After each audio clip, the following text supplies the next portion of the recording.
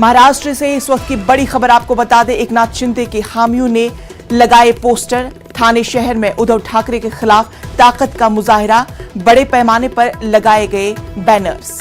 तो बड़ी खबर महाराष्ट्र से जुड़ी हुई, एकनाथ शिंदे के हामियों ने पोस्टर लगाए हैं। ठाणे शहर में उद्धव ठाकरे के खिलाफ ताकत का मुजाहिरा किया गया है, बड़े पैमाने पर बैनर्स लगाए गए हैं।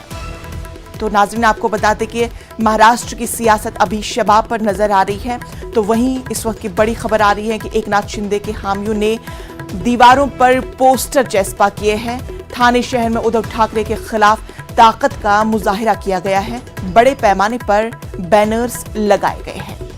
तो तस्वीरों में साफ तौर पर आप देख सकते हैं कि किस तरह से सड़कों पर बैनर्स लगाए गए हैं और साथ में दीवारों पर भी कई सारे पोस्टर्स चस्पा भी कर दिए गए हैं।